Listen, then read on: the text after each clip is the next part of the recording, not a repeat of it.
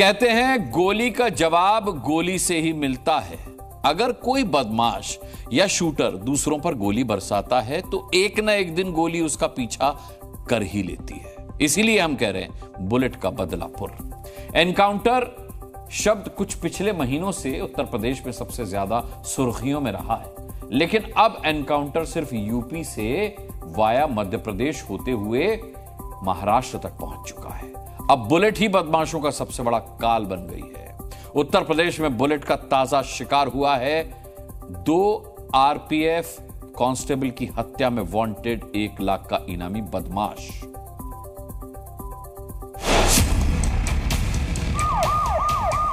दंगाई या तो यूपी छोड़ चुके हैं या राम नाम सत्य है की यात्रा में निकल चुके हैं। ना मोहम्मद जाहिद, अपराध 2 आरपीएफ जवानों की हत्या, इनाम 1 लाख रुपए, अंजाम बुलेट का बदला। यूपी में रहना है तो अपराध छोड़ना पड़े, और अपराध नहीं छोड़ा तो दुनिया छोड़नी पड़ेगी। सोमवार आधी रात यूपी एसटीएफ जवानों के बंदूक की गोलियां फिर गूंजी, लेकिन इस बार इलाका यूपी का गाजीपुर, जहां एक कुख्यात अपराधी ऑन द स्पॉट मारा गया। गाजीपुर में वांटेड अपराधी मोहम्मद जाहिद का एनकाउंटर हो गया। जाहिद विभत्स गुनाह करने के बाद से पुलिस से भागता फिर रहा था। दरअसल पिछले महीने जाहिद ने अपने साथियों के साथ मिलकर 2 आरपीएफ जवानों की हत्या कर दी थी।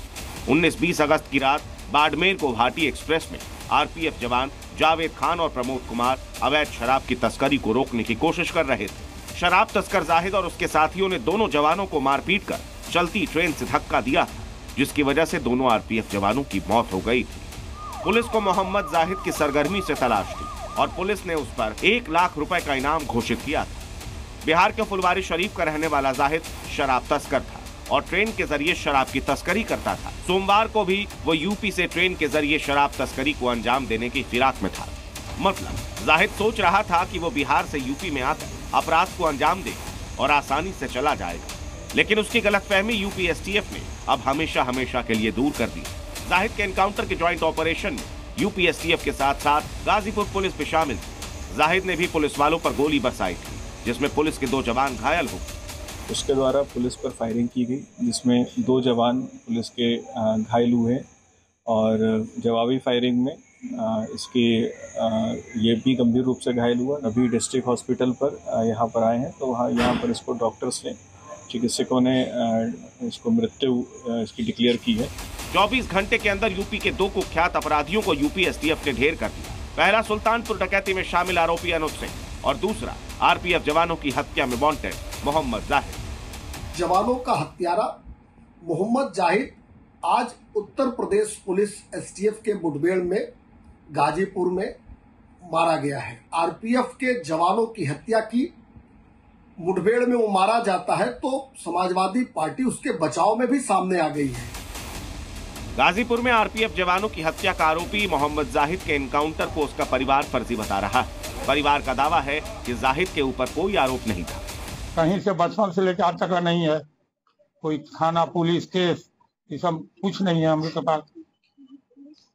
ये लोग जबरदस्ती पकड़ के ले गया है। जांच होनी चाहिए इस जी हाँ, इसको तो होना चाहिए जरूर सर।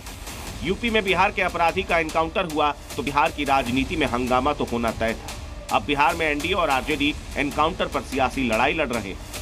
जो गड़बड़ किया है, जो गलत करता है, उसको हम लोग तुरंत तत्काल आप कार्रवाई की जाती है। कोई भी रसूख वाला हो, नान मुताबिक बिहार में चलाते हैं, वो हमको न बताएं। जो गलत करेगा उस पर कार्रवाई होती है, होती रहेगी। कानून से मतलब नहीं है। मणिपुर बनाना चाहते हैं बिहार, संभव है जी। एनकाउंटर पर बिहार में सियासत के बावजूद यूपी पुलिस का अपराधियों के खिलाफ एक्शन नहीं रुकने वाला। यूपी के कुशीनगर में भी बरुआर गैंग के नाम से कुख्यात अपराधियों की टोली पर पुलिस ने स्ट्राइक कर दी। योगी के ऑपरेशन लंगड़ा का असर हुआ कि 25,000 के 2 इनामी बदमाश अब कभी अपने दोनों पैर पर खुद से नहीं चल पाएंगे।